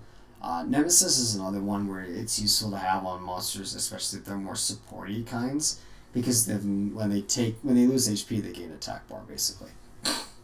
So this ends up helping you kind of get your turns back. This is really a lot later of a rune set, and it's the same area as these 2. So you'll end up picking up some of these and some of these along the way. I think that covers the nitty-gritty for runes. So really the only things I have left to talk about, because I've talked about the free units that you get that you can bait it into using. We're going to talk about probably the easiest pitfall for new players to fall into, and that's it looks pretty, so I'm going to try using it. I'm especially thinking about Nat 5s when I'm saying this, but there are a lot of Nat 4s that can fit this build too, where I see some people using Nat 4s that they've invested into it already, and I'm thinking, it's not that the monster. Some of them, it's the monster's flat out useless, especially later on. Some of them, it's they can feel completely different in the early game as opposed to in the later game when you're dealing with people who have runes versus you're dealing with people who don't have runes. So, for the most part, stay within the free units as a new player. This staying with the free units kind of it teaches you the game because it teaches you using these 6 really kind of pushes your game knowledge and makes you sort of really kind of bunker down and figure out the nitty gritty for how these guys work. But doing TOA normal is the other big way of kind of figuring out what monsters do when they get things. Especially because you're not always gonna be able to make sure they don't get a turn in 2A, so you're gonna find out the hard way sometimes and redo a lot of stages several times because you don't necessarily know instinctively what monsters do. Reading monsters' passives before you go into battles can particularly be useful. And just reading their kit just to see what they do. In practice, there are monsters that don't. The kit reads one way and they perform a different way entirely. A lot of the new monsters that they tend to release, because they're undertuning it, because they don't want to repeat mistakes that they made in the past, they read a whole lot better than they are. Some of the older monsters, they don't read very well, but they actually perform really well. Tyrant's probably one of the few ones that I have to mention here, because of the fact that I don't think he necessarily reads as well as I know he performs. Because he ends up being, as mentioned in what will be the other videos, Tyrant's ability to just control enemies and things like that. I guess there are a lot of monsters that you can get baited into playing. There's a variety of 4 stars and 5 stars that just, you pull it and you think, okay, because it's got a higher star count, I should start using it. And it's really just not the case. Just a lot of monsters in the game aren't particularly useful. There are a handful of Nat 5s that if you get one, if you get them, you can start using them. Like, it's easy breezy to slap them into pretty much anything. We'll kind of go over them now here. Rika's definitely one, because of the fact that she can go Violent or Despair or Swift as her 4 set. Big reason she's useful is she has double AoE, one of which has the same stun rate as Variable Skill 2. The other one inflicts dots AoE 3 times. And she has slow on both of her skills, which is really useful. Laika's probably another one. He can be a little hard to rune at first because of the fact that he really strives sort of... you can get away with Fatal Blade set on him. You can get away with, the free Vampire set plus a different 2 set just to give him something else because I don't think Revenge set's very good. But Laika's really hard for the Giants boss to kill, especially, so he ends up being, he's a worthy mention of, if you get him, it's okay to start using him early. Not necessarily a bunch of other options, though. These guys aren't really useful early. Brandia can be okay early. Really, you're going to be using her rifts for the most part. She doesn't really have a niche outside of that, other than maybe nuking TOA bosses, because this skill just hits like a truck. But you're guaranteed to have Crow, so she's kind of, because you're guaranteed to have Crow, she hits sort of the same rolls as Crow, but you can use her alongside Crow. So it's not the end of the world if you don't get her. If you do get her, you don't have to feel like you need to make her because you already have Crow. You can make her alongside Crow, though, if you want, just to speed up dealing damage in the rifts. But she's a later PvE monster because of that fact. Not worth it, not worth it. I'll make an honorable mention to Daphnis here only because I use him in my main skill for TOA hard, especially to 100 every month. Because the fact that his skill 3 does fixed damage to enemies. The big thing being that he does fixed 15% damage to bosses. Bosses, as you may recall, are immune to dots. So he does fixed damage to enemies that, don't normally take fixed damage. So he tends to be pretty good for that fact alone. I hesitate to say that new players should make him, though, because of the fact that he can be kind of challenging to rune. He's worth keeping an eye on, just sort of, if you get him early, but he's not worth prioritizing and immediately sinking into if you get him. I think the only other fire monster I need to mention, Nora's okay, because she's a stripper with dots. She has a bunch of dots similar to Rika. Actually, the Bloodya also is sort of a similar role to Rika, where she has double AoE and dots. Douglas, the fire striker, is similar to Leica in that he's a sort of, fire bruiser that you're going to be building on vampire. Leica's a whole lot better, though. Douglas, you will end up sitting on for a while before you end up getting him out. The only other fire monster I have to mention that if you get him, I would immediately start using is Belenius. Big reason being this right here. So Belenius, while he's in his druid form, he switches form every time he uses his skill 3. He switches from this form to his beast form every time he uses skill 3. Skill 2, while he's in this form, will switch him back into this form. Each of them has, this doesn't have a different effect. No, it does. While he's, if he's using the skill to transform, this skill will cast Provoke, which is useful for TOA. This skill, if he's in the other form, hits twice instead of just once, and it's a dot attack. He ends up doing damage because in his beast form, it doubles his attack power and increases his damage by 10% for every harmful effect they have. And he revenges people too, which is pretty useful.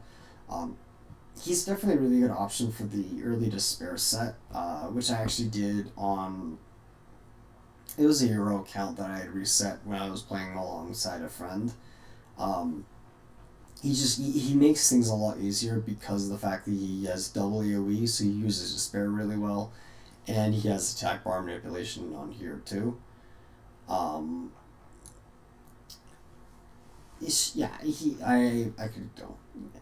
He feels better to me than Rika. There are actually places where I have to take one of them out, and I will keep him in. I will drop Rika, partly because of the fact that Rika's on Violent and he's on Despair. Partly because of the fact that his kit the defense break and attack break on this skill and Provoke are just all. He's got a really nice kit for when I get to boss stages. Okay, and that really fills up the fire team. In terms of water. I hesitate to say Chow because I feel like he's an early game bait, or if you don't feel like he translates very well to later game. I'll mention Basset not because you need to prioritize her, but because she's a better version of Megan. You don't have the defense buff that Megan has, but you have a shield instead, and the shield isn't based off of a stat, it's based off of her level. So the instant that she's level 40, that shield is max, and it's a pretty good shield, so... that's just something worth mentioning, not necessarily as something you have to invest in, but if you wanted to use Megan and you get Basset, you can use Basset instead. Other than that, I think the only water monster that's really worth mentioning that's extremely helpful for new players, that's true, there's two. Vera is the first one. I I've mentioned that Tyron's budget version of him, because Tyron has an AoE freeze, Verad has two. And Verad's second skill, if he uses it on an enemy that's currently frozen, it turns it into a 2-turn freeze. It's not 100% trigger rate on skill 2, it's an 80% trigger rate, but that's better than the AoE that Veramos has. And, Veramos' skill 2 stun rate is relatively consistent. It's the same as Rika's, it's the same as. There's a lot of monsters in the game that's out of that sort of 60%. 80% is usually considered pretty reliable. The other big thing is that, he has 2 freezes, but this skill also zeroes their attack bar. And that tends to be pretty big just because he resets them and makes it so they can't take an action. So he ends up being really good for 2A normal and 2A hard. You get him, he's definitely worth investing into. The other big one is Terror. Terror works really well for... he has a DPS that scales with speed, but you're given free sets that you can end up using on him. I'd have to rework some of my runes if I did manage to get him, but I would do it to do it. Mainly because of the fact that his skill 2 scales with speed, and his skill 3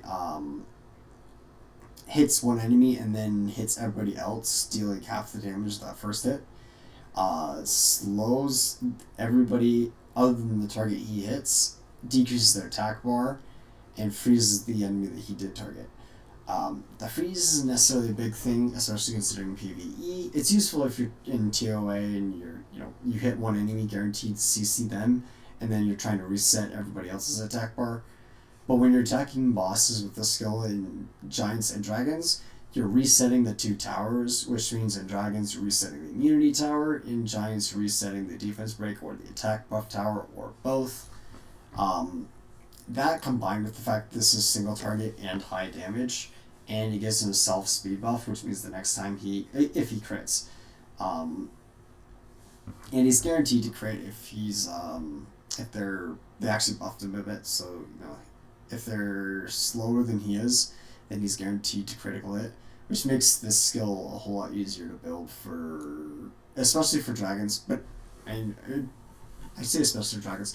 Giants is really slow too, so you don't have to build much crit rate onto him to make this skill do damage. You can just build a crap ton of crit damage. You'll just be sacrificing that this skill won't be critting as often if you skip out on crit rate. It does mean though that if you hit 60% crit rate, the skill will be okay. The skill will be just fine because you're going to be going fast. And that really covers it for water. Like I said, there really aren't a lot of good options in water, in my opinion. Mostly because of the fact that most of the water monsters are supports that aren't going to do the jobs that you're needing, or they're bruisers, or they're just, they're not covering options. I will mention Annabelle briefly, just because I know I talked about her earlier, because of the fact that she has a healing cleanse, but she's going to be harder for new players to rune. I say that she actually isn't, because they changed her, they reworked her skills. Her skills basically want her to invest in her HP, so she wants to be sort of tanky. I will go back in what I said first. She is okay to get. If you get her, she's okay to invest into because she's a raid cleanse healer, but realistically that's about the end of her usefulness in PvE, because her skill 2 you're not going to be guaranteeing will be working in Dragons. There's no big reason to use her for her. So skill 3 really isn't going to help you a whole lot in Dragons. Or skill 2 really isn't going to do you a whole lot of good either, because you're already running Bella and Vero. There's no real reason to run a third heal cleanse. She's really just going to be a Rifts sort of monster, but she's useful to have if you get her. We'll end on Wind, and then I'll give honorable mentions to LDs as sort of a, not honorable mentions to LDs. LDs are really going to be, they're the cream of the crop, but at the end of the day, most of them are going to help early game players, and it's way too hard for me to just say, you know, some of these you should get, some of these you shouldn't. So I'm not going to do that, especially because of the fact that LD lightning rates feel really, really low. So it just feels really hard for new players to do a whole lot. If they do manage to get an LD not 5 or an LD not 4 either. But again, we want to focus on the wind monsters. This tends to be a bit bigger just because of the fact that most of these monsters are usable in giants. Jameer is definitely worth mentioning. This skill resets all of your cooldowns for all allies. He has the not 5 speed lead, which is good. And this skill is the highest enemy percent damaging skill in the entire game. It does 15% times 2, so it's doing 30% to your boss, and then 15% to the side towers. But he doesn't need to be built, you know, attack percent, similar to other enemy percent monsters. He doesn't need to build attack percent to do damage, so you can build him on, you know, sort of slowish tanky stats, because you want him to go last, so then the skill resets everybody. The other thing to mention about him is without him, there's no real reason to fuse her. She's really good, but the problem is she really needs his reset because of the fact that this skill is still random target. You need to pick one enemy that you're guaranteed to hit once, and this sword does a bunch of damage if you're setting her up properly, but you're not guaranteeing you're killing every single enemy in the wave, which is why you really need Jameer to be around so that he can reset her and the person who gave her invincibility and attack buff, which should be your Water Horus if you're building the comp correctly. Need him to reset Water Horus and her, so then you can do it all over again and hopefully kill them. So yeah, without him, you're not going to be making... There's no real reason to make her. But he's good on his own too, which is why he's worth mentioning here. I'll mention Tesher as well. I really do like Tesher. He has the highest base attack in the entire game, which is already within itself pretty huge. He's got really high base speed too. He's primarily a PvE monster as well, so he does end up fading out because eventually PvE stops being your priority. But he makes scenario farming easy, he makes secret dungeon farming easy, he works as a Giants nuker, to the point where the old Giants B10, before they merged it with the Giants B12, I was using him as a, before he'd been reworked too, because his skill 3 used to not be just autocast, but I had him set up so his skill 3 didn't need defense break or attack buff to just get rid of everything. So he was basically a better Lucian, because this used to not come off cooldown. But again, that's sort of the old Tesher. The new Tesher's still not bad, because he does a lot of damage, especially considering, again, he has the highest base attack in the game. So he's worth mentioning for giants and scenarios and secret dungeons. You'll just have to bear in mind, eventually you'll start phasing him out, but he's a lot of fun to use while it lasts. I'll mention Lagmaron as well, similar to, you know, the Teor. You don't have the skill... Oh, no, you do have the skill 3. They just do that across the board. I thought they just did it for Teor. Okay. So, yeah, same sort of boat as Teor. You have a really high scaling skill 2. Skill 3 also scales with your attack speed, and it isn't a small amount of damage either. So if you're running him with an AoE defense break and attack buff, like Galleon, who, you know, is a really good 4-star option to pick from the Choose an F4 event. If you're running with Galleon, he can do a lot of damage AoE with this lightning. Again, he's a monster that will work pretty well for giants. Tear works well for drags as well, which is why I would mention Tear before Lagmaron. But if you get one or the other, you know, not necessarily interchangeably, but you can definitely make use of either one. Because I mentioned Tear, I went relatively large step with Tear. I'm not going to do it as much with Lag. Sierra isn't. We will actually go into Sierra. I was going to hesitate on her, and then I remember they gave her a buff, so she actually is worth mentioning. Sierra is the only way that you're feasibly going to start doing bomb offenses. If you get her, she's fine to invest into because you can bomb TOE normal. The only thing is you will then need to make sure you have a bomber. The main bombers you want to watch out for are all pullable. You don't want to get the free craftable Fire Joker because he just doesn't. So bombs all scale off of attack. Unless he has 484. Scion has 614. That is a considerable bit more. Partly because Scion's not free, but it's neither here nor there. The Joker's bombs have initial 50% accuracy when they use their skill. So I actually do build these guys to 50% accuracy and then leave it alone. So when you trigger this, it's 100% accuracy. On my main, I use Labelli. He has the highest base attack of any bomber in the game. And it is noticeable when he does his bombs. Scion's a good option, mostly because of the fact that it's hard to get access to Labelli for most players. Scion's a good option if you have the choose a Nat 4 event and you pull Sierra to go for, because he's easier to rune than the other two that I'll mention here. But, again, you really do need Sierra before you can make use of him. The other two you don't necessarily need Sierra, but it helps them a whole lot.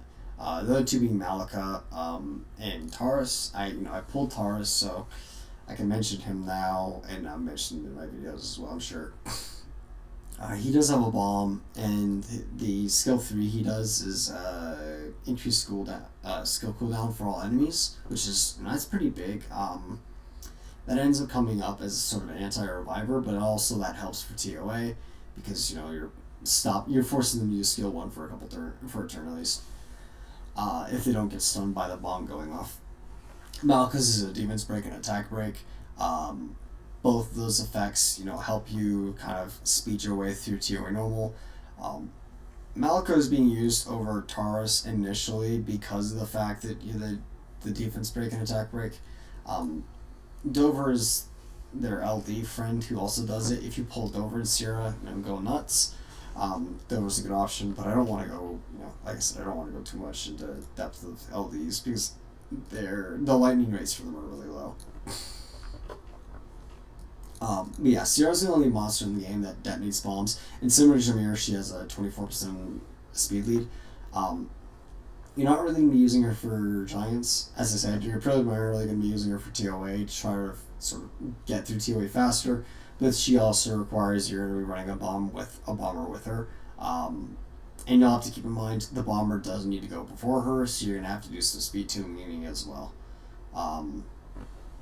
And that'll be a little not necessarily tricky with the free runes, but the free runes don't necessarily give you a good opportunity to set her up or the bomber up, because of the fact that the fatal runes have crit on them and you don't really need the crit. And she would realistically need to go swift, but she needs to go after your fatal monster. So I guess it becomes a bit of a headache. I'll mention Charlotte here as well. Sort of similar, she's good for TOA. Similar to Rika. Rika's better for TOA hard. Charlotte's better for TOA normal because Charlotte can do a lot of damage. Of the Occult Girls, she's probably my favorite to go on to critical damage and critical rate. So put Blade sets on. Blade Despair, I think, is the way mine's built on my main.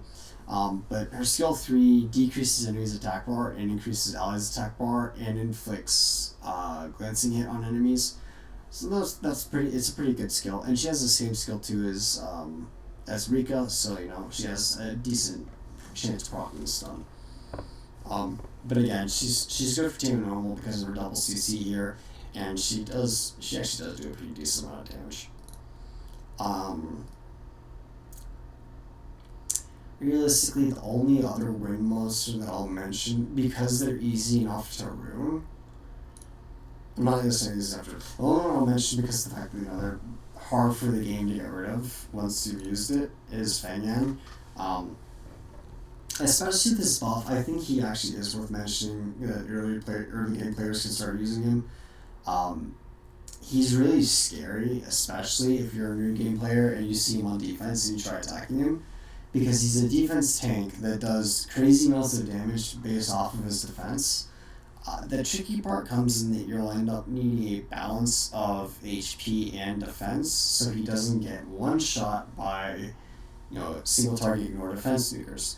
They did give him a buff a few months back that he decreases incoming damage if he has more defense than the person attacking him. The damage received from enemies with lower defense than yours decreases by 20%, and his attack bar fills every time he is attacked. So basically, he turn cycles himself really well. He's one of the monsters that I tried mentioning earlier that works really well on Destroy. He does need Violent Runes. He doesn't need Revenge, which is nice because the skill gives him Revenge and Cleanse. But he's one of those monsters. He's hard to get rid of, and he's really strong, but he is a little harder to ruin. I'm just thinking the few sets here. Speed. You could probably put this set on this bio set, and then go like a guard or energy 2 set on here, but he might be better not ruined on free runes and just waiting until you actually farm up a complete set for him. But again, he's a decent option if you do pull him to 6-star. Anything that I have not mentioned, it's not necessarily that they're bad. Several of them are. Some of the ones that I pulled are. But if I've not mentioned it, it's not that they're bad, it's that you do not want them to be your priority in your first 5-6 months of playing the game.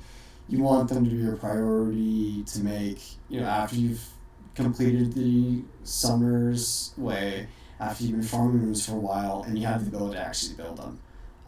Because there are a lot of scary monsters, especially in the wind element. There are a lot of monsters in here that are really good.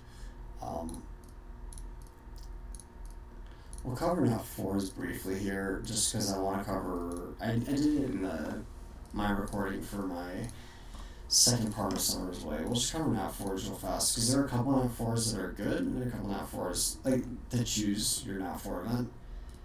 And then we'll call it. That'll probably be about 45 minutes of me just breaking down new game content. So some good monsters for new players to get, because you got to choose your own Nat 4 event. I've already mentioned some bombers, so it can vary based off of what you've already managed to pull in your account. A really good option is Garo. The game has a hard time killing him, as similar to Laika. It's not impossible, but there are certain situations where you can throw him into things on a vampire set, and as long as he's fast enough, he solos. So he's a good option. You can look at the twins in Fire. I hesitate in saying them because really there's not a good reason to make them anymore other than for TOA. But the problem is you need both of these if you're going to get her. You really need to have her already. If you have her, you don't need to get her. You're probably better off using the water boomerang. If you have these two and the water boomerang, you can get the water chakram, but there are probably better options for you to get instead. I wouldn't prioritize filling out a twin set on your Choose Your Nat 4, especially because they seem to have fallen out a lot. The only exception I would say is if you had managed to get the dark version of this off an LD scroll, then I would go her 100%, because that sets you up pretty nicely for dragons, because the dark one constantly cleanses it basically gives you two extra monsters that will strip the boss if it tries to take a immunity buff. So it just becomes pretty dodge turn consistent. I'll mention Wahi if you really want to get a healer. Like, you feel that your account's missing healers because you're using Bella and you're using Colleen. Wahi's a really good damage healer because she has 2 skills to do attack buff. Her skill is heal based off of attack stat, similar to Fran's. The difference being that she actually does build attack. And again, she has two different skills that buffs attack. She ends up being really good for rifts and as opposed to raid. But again, if you really think you need a healer that you're just feeling very insecure about it and you wanted to heal her that she's not for, Hawkeye's the way to go. The last one mentioned of fire is Khaki. Khaki is just absolutely insane because he does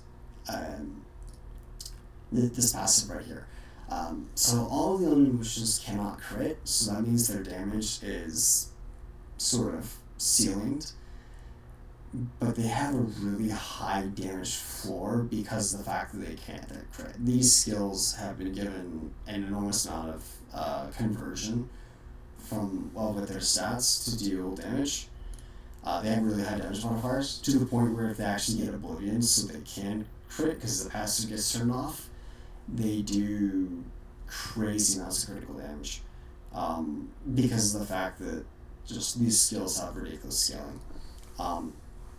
He increases his defense by a portion of his attack power when the battle begins. So the higher this is, the more it'll boost this when you begin the battle.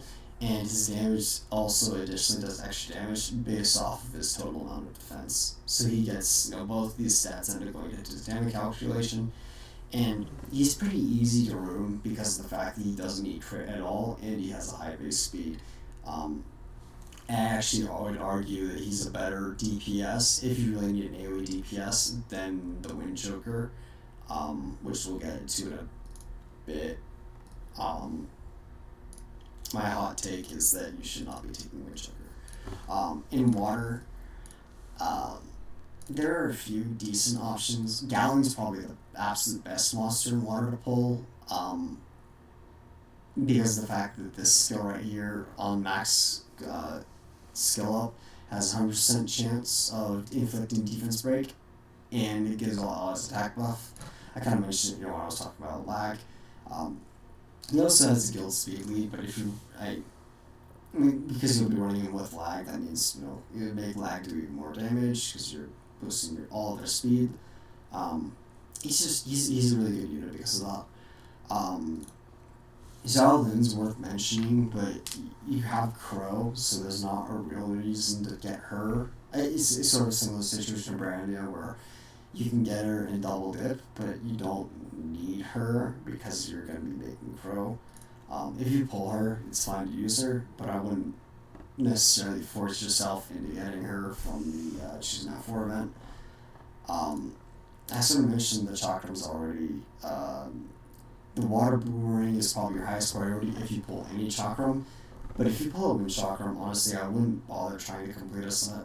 The water chakram's not bad, it's a good single target DPS, but you need to have both the water and fire of this, and the fire of this already, if you're going to take that. And ideally, all the other monsters I'm saying that are higher priorities than these two. And then, Tyrant again is him and Galleon are probably tied.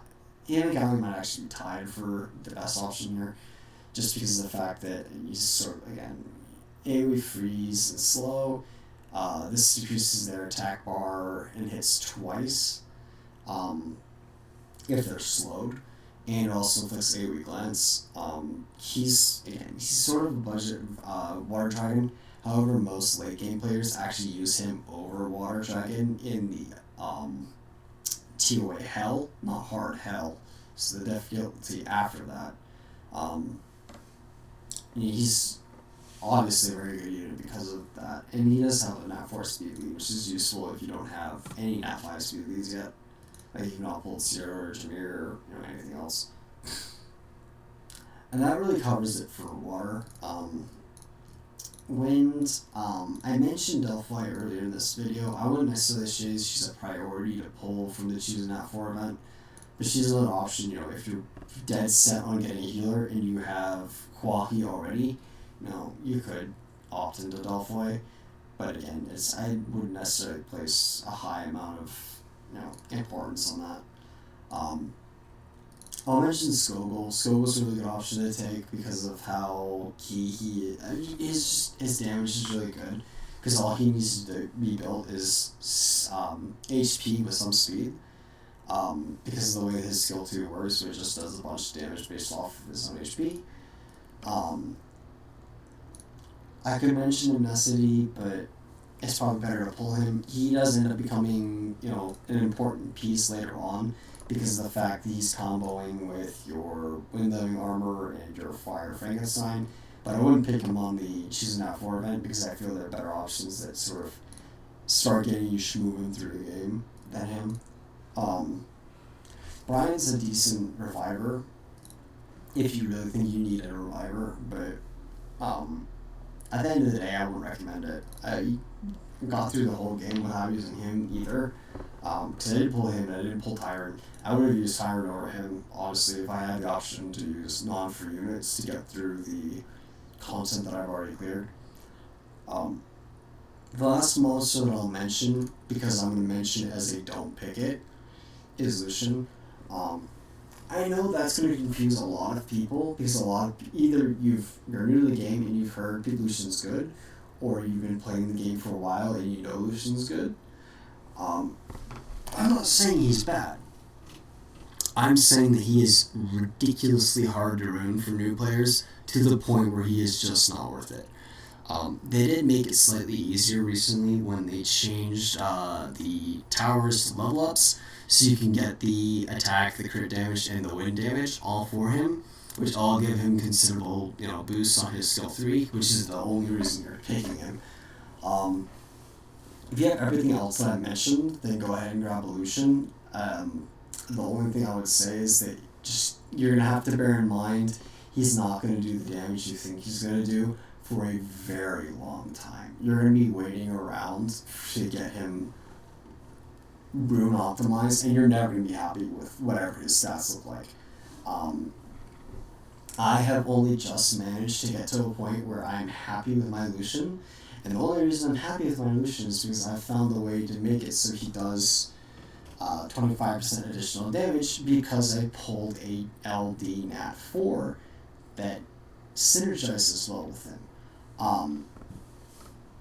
He's good. The problem is the PvE area of the game, you need a considerable amount of stats to make it so this skill does good without attack buff. With attack buff it becomes a bit easier, but then that's a whole slot that you have to run in speed teams, and most teams don't opt into using a slot for an attack buff. If you're using him and Megan, okay, that's fair enough, but again, at the same time, you're not going to be seeing the damage that you're going to be wanting to, and artifacts really made it harder for late game Lucians to really shine as well, because of the fact that you can get substantial damage cuts from attacking enemies through artifacts because of wind damage down and critical damage down. Like I said, Lucian's good. The early game players, the runes quality that you have options to, like the free set, is pretty good. It does good damage for Crow.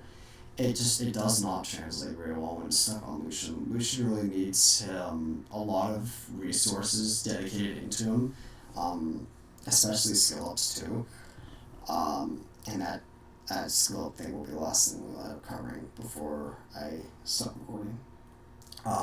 But yeah, at the end of the day, it's just I don't know.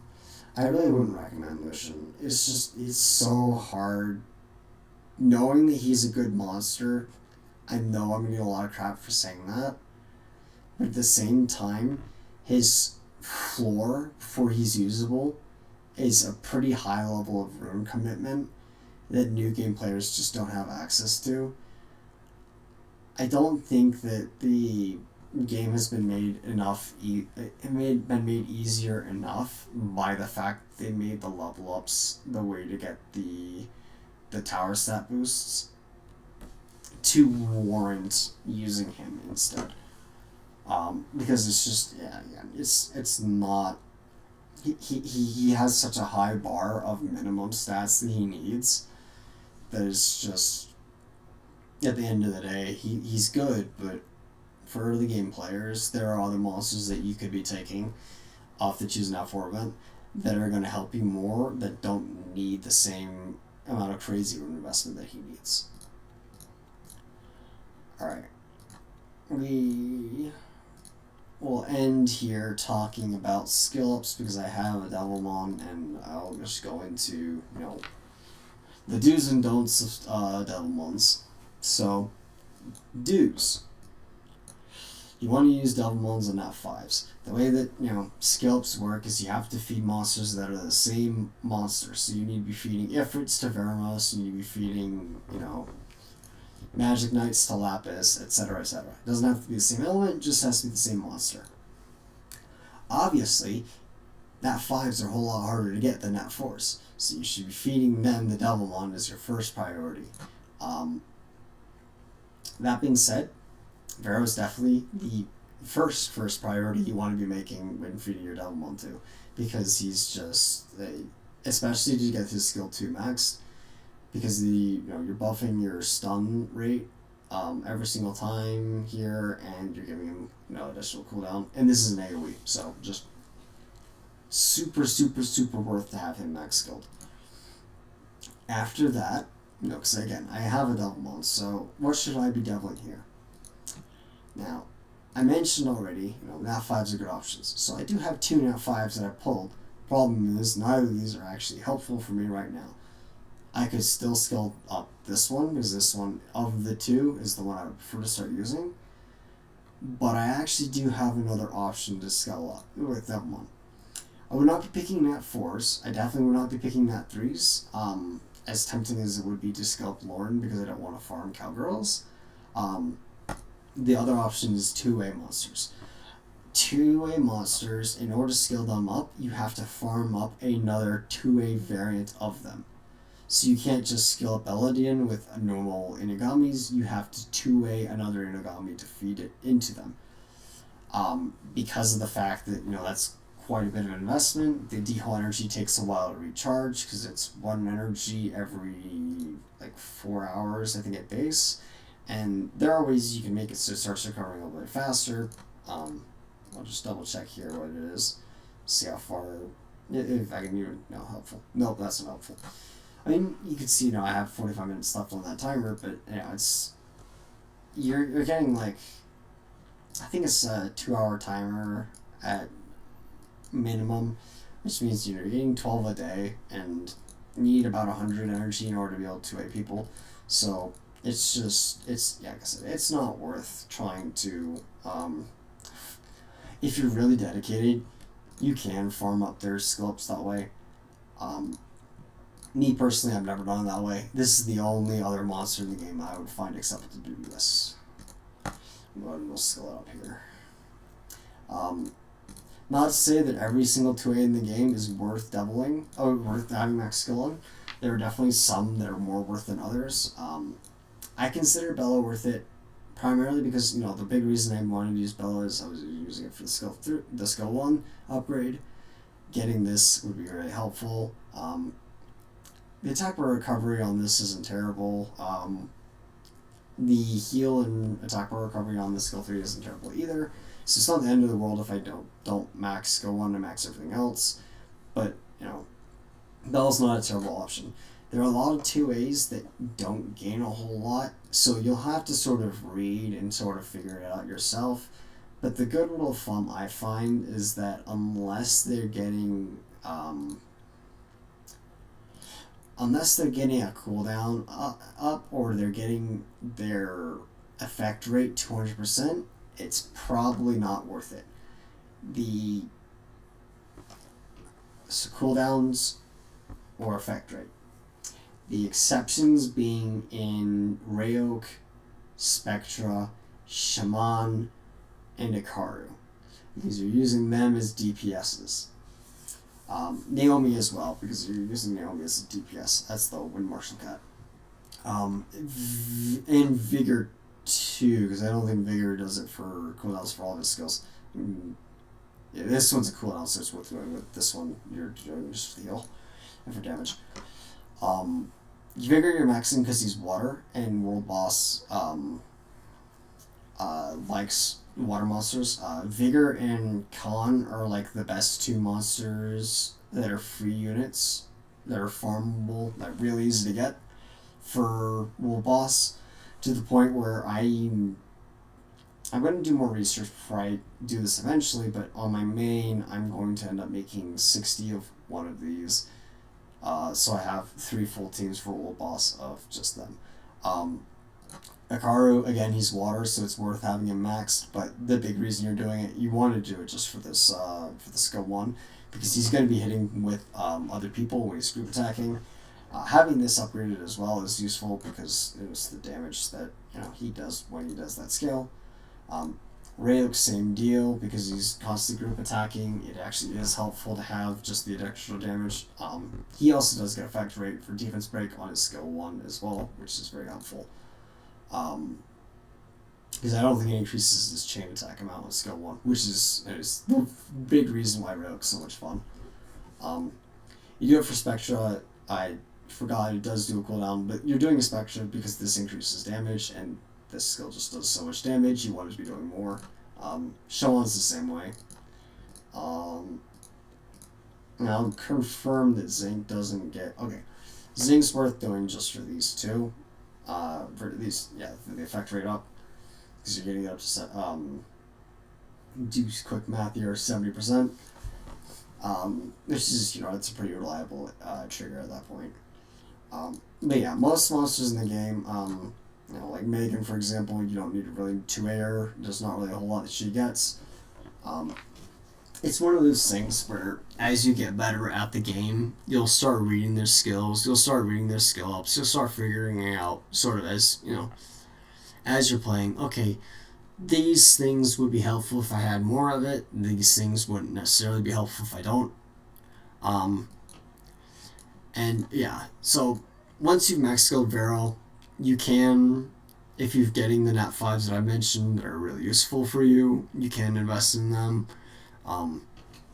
Even if you get nat 5s that you're not necessarily going to be using now, but you can ask around in chat, and some people might tell you that it's good. I would ask several times.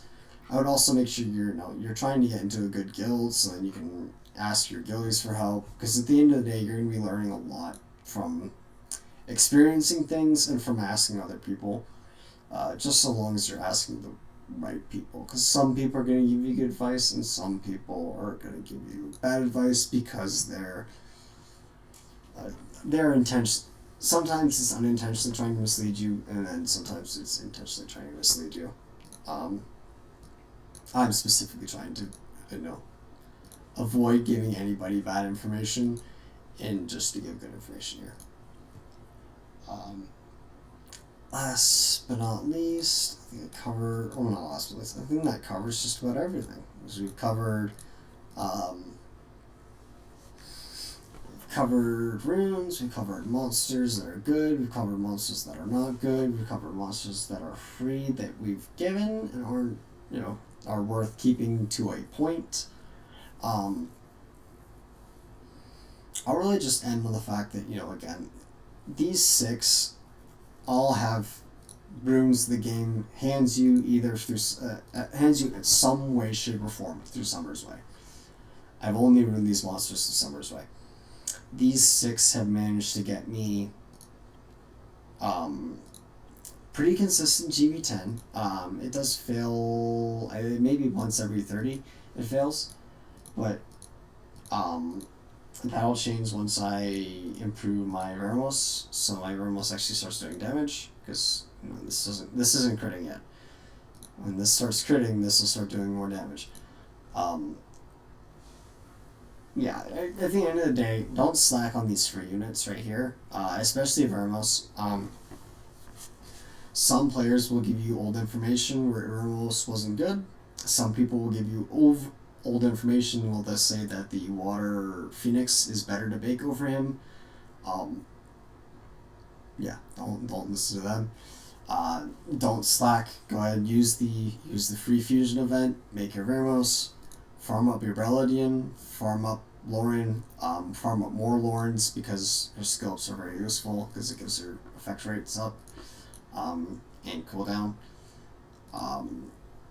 And yeah, Spectra is nesty. If you don't manage to pull from your skulls, not the end of the world. Just have to farm one up.